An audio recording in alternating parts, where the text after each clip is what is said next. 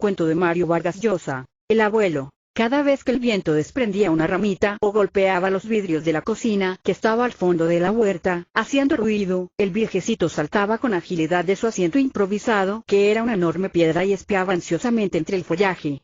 Pero el niño aún no aparecía.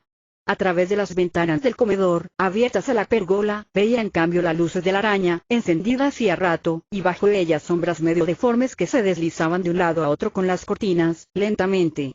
El viejecito había sido corto de vista desde joven, y también algo sordo, de modo que eran inútiles sus esfuerzos por comprobar si la cena había comenzado, o si aquellas sombras movedizas las causaban los árboles más altos. Regresó a su asiento y esperó.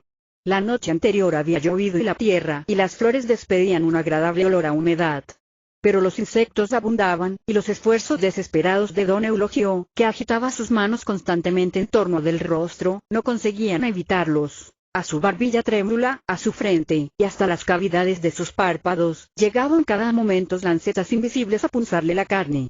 El entusiasmo y la excitación que mantuvieron su cuerpo dispuesto y febril durante el día habían decaído, y se sentía ahora cansancio y algo de tristeza. Tenía frío, le molestaba la oscuridad del vasto jardín y lo atormentaba la imagen, persistente momento atrás, de alguien, quizá la cocinera o el mayordomo, sorprendiéndolo de pronto en su escondrijo. ¿Qué hace usted en la huerta a estas horas, don Eulogio? Y vendrían su hijo y su hija política, convencidos de que estaba loco. Sacudido por un temblor nervioso, volvió la cabeza y adivinó entre los bloques de crisantemos, de nardos y de rosales, el diminuto sendero que llegaba a la puerta trasera esquivando el palomar. Se tranquilizó apenas, recordando haber comprobado 3 veces que la puerta estaba junta, con el pestillo corrido, y que en unos segundos podía deslizarse hacia la calle sin ser visto. Si hubiera venido ya, pensó, intranquilo. Porque hubo un instante, a los pocos minutos de haber ingresado cautelosamente a su casa por la entrada casi olvidada de la huerta, en que perdió la noción del tiempo y permaneció como dormido. Solo reaccionó cuando el objeto que ahora acariciaba sin saberlo, se desprendió de sus manos golpeándole el muslo. Pero era imposible. El niño no podía haber cruzado la huerta aún, porque sus pasos lo habrían despertado, o el pequeño habría distinguido a su abuelo, encogido y durmiendo, justamente al borde del sendero que debía conducirlo a la cocina. Esta reflexión lo animó. El viento soplaba con menos violencia, su cuerpo se adaptaba al ambiente, había dejado de temblar. Tentando entre los bolsillos de su saco, encontró pronto el cuerpo duro y cilíndrico del objeto que había comprado esa tarde en el almacén de la esquina. El viejecito sonrió regocijado en la penumbra, recordando el gesto de sorpresa de la vendedora. Él había permanecido muy serio, taconeando con elegancia, agitando levemente y en círculo su largo bastón enchapado en metal, mientras la mujer pasaba frente a sus ojos cirios y velas de cebo de diversos tamaños. Esta, dijo él, con un ademán rápido que quería significar molestia por el quehacer desagradable que cumplía. La vendedora insistió en envolverla, pero don Eulogio se negó, abandonando la tienda con premura. El resto de la tarde estuvo en el club, encerrado en el pequeño salón del Rocambole donde nunca había nadie. Sin embargo, extremando las precauciones para evitar la solicitud de los mozos, echó llave a la puerta. Luego, cómodamente hundido en el confortable de suave color escarlata, abrió el maletín que traía consigo, y extrajo el precioso paquete. La tenía envuelta en su hermosa bufanda de seda blanca, precisamente la que llevaba puesta la tarde del hallazgo. A la hora más cenicienta del crepúsculo había tomado un taxi, indicando al chofer que circulara despacio por las afueras de la ciudad. Corría una deliciosa brisa tibia, y la visión entre grisácea y roja del cielo sería más sorprendente y bella en medio del campo. Mientras el automóvil corría con suavidad por el asfalto, sus ojitos vivaces, única señal ágil en su rostro flácido, lleno de bolsas, iban deslizándose distraídamente sobre el borde del canal vecino a la carretera, cuando de pronto, casi por intuición, le pareció distinguir un extraño objeto. «Deténgase», dijo, pero el chofer no le oyó. «Deténgase. Pare». Cuando el auto se detuvo y en retroceso llegó al montículo de piedras, don Eulogio comprobó que se trataba, efectivamente, de una calavera. Teniéndola entre las manos olvidó la brisa y el paisaje, y estudió minuciosamente, con creciente ansiedad, esa dura forma impenetrable despojada de carne y de piel, sin nariz, sin ojos, sin lengua. Era un poco pequeña y se sintió inclinado a creer que era de un niño. Estaba sucia, polvorienta, y el cráneo pelado tenía una abertura del tamaño de una moneda, con los bordes astillados. El orificio de la nariz era un perfecto triángulo, separado de la boca por un puente delgado y menos amarillo que el mentón. Se entretuvo pasando un dedo por las cuencas vacías, cubriendo el cráneo con la mano en forma de bonete o hundiendo su puño por la cavidad baja, hasta tenerlo apoyado en el interior. Entonces, sacando un nudillo por el triángulo, y otro por la boca a manera de una larga lengüeta, imprimía a su mano movimientos sucesivos, y se divertía enormemente imaginando que aquello estaba vivo. 2 días la tuvo oculta en el cajón de la cómoda abultando el maletín de cuero, envuelta cuidadosamente, sin revelar a nadie su hallazgo. La tarde siguiente a la del encuentro permaneció en su habitación, paseando nerviosamente entre los muebles lujosos de sus antepasados. Casi no levantaba la cabeza. Se diría que examinaba con devoción profunda los complicados dibujos sangrientos y mágicos del círculo central de la alfombra, pero ni siquiera los veía. Al comienzo estuvo muy preocupado. Pensó que podían ocurrir imprevistas complicaciones de familia, tal vez se reirían de él. Esta idea lo indignó y tuvo angustia y deseo de llorar. A partir de ese instante, el proyecto se apartó solo un momento de su mente. Fue cuando de pie ante la ventana, vio el palomar oscuro, lleno de agujeros, y recordó que en una época cercana aquella casita de madera con innumerables puertas no estaba vacía y sin vida, sino habitada de animalitos pardos y blancos, que picoteaban con insistencia cruzando la madera de surcos, y que a veces revoloteaban sobre los árboles y las flores de la huerta.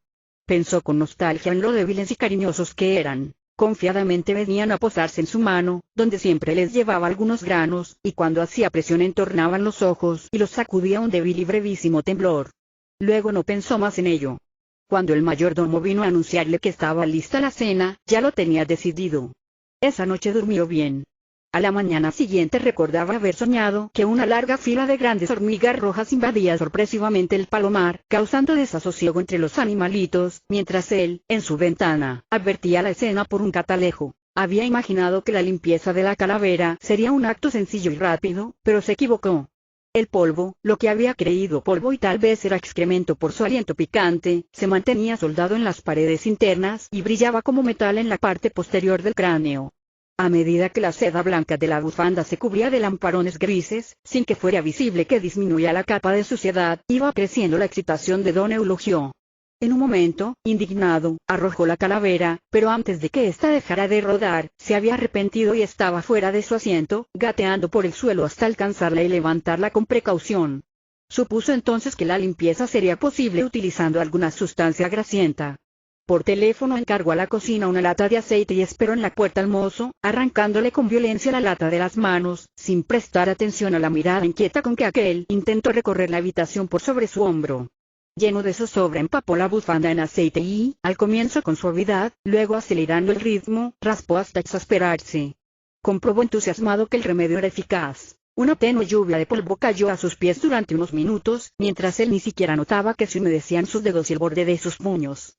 De pronto, puesto de pie de un brinco, admiró la calavera que sostenía sobre su cabeza, limpia, luciente, inmóvil, con unos puntitos como de sudor sobre la suave superficie de los pómulos.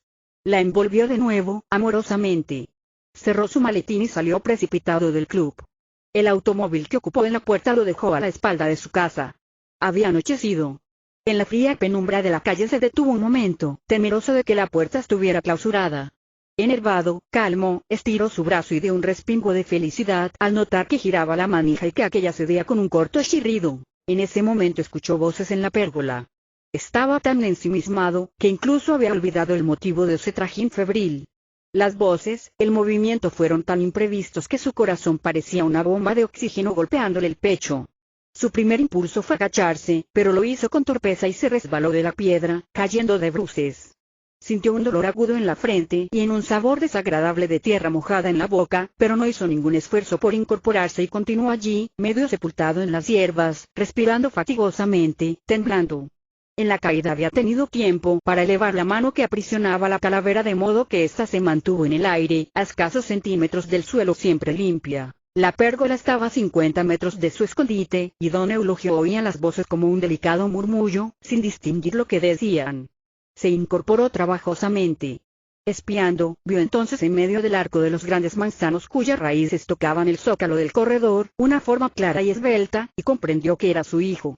Junto a él había otra, más oscura y pequeña, reclinada con cierto abandono. Era la mujer. Pestañeando, frotando sus ojos trató angustiosamente, pero en vano de distinguir al niño. Entonces lo oyó reír. Una risa cristalina de niño, espontánea, purísima, que cruzaba el jardín como un animalillo. No esperó más. Extrajo la vela de su saco, juntó a tientas ramas, terrones y piedrecitas y trabajó rápidamente hasta asegurar la vela sobre la piedra. Luego, con extrema delicadeza para evitar que la vela perdiera el equilibrio, colocó encima la calavera. Presa de gran excitación, uniendo sus pestañas al macizo cuerpo aceitado para verlo mejor, comprobó de nuevo que la medida era justa. Por el orificio del cráneo asomaba un puntito blanco como un nardo. No pudo continuar observando. El padre había elevado la voz y, aunque las palabras eran todavía incomprensibles, don Eulogio supo que se dirigía al niño. Hubo en ese momento como un cambio de palabras entre las tres personas. La voz gruesa del padre, cada vez más enérgica, el rumor melodioso de la mujer, los cortos gritos destemplados del nieto. El ruido cesó de pronto. El silencio fue brevísimo. Lo interrumpió como una explosión este último. Pero conste, hoy acaba el castigo. Dijiste 7 días y hoy se acaba. Mañana ya no voy. Con las últimas palabras escuchó pasos precipitados, pero casi de inmediato dejó de oírlos. Venía corriendo. Era el momento decisivo. Don Eulogio venció el ahogo que le estrangulaba y concluyó su plan. El primer fósforo dio solo un fugaz hilito azul. El segundo prendió bien. Quemándose las uñas, pero sin sentir dolor, lo mantuvo junto a la calavera, aun segundos después de que la vela estuviera encendida. Dudaba, porque lo que veía no era exactamente la imagen que supuso cuando una llamarada sorpresiva creció entre sus manos con un brusco crujido, como de muchas ramas secas quebradas a la vez, y entonces quedó la calavera iluminada del todo, echando fuego por las cuencas, por el cráneo, por los huesos de la nariz y de la boca. «Se ha prendido toda», exclamó maravillado.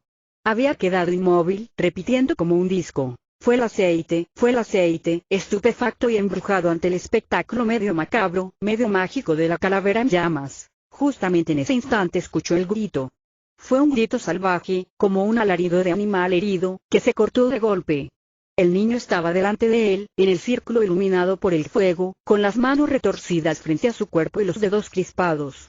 Lívido, estremecido de terror, tenía los ojos y la boca muy abiertos y estaba rígido y mudo y rígido, haciendo unos extraños ruidos con la garganta, como roncando.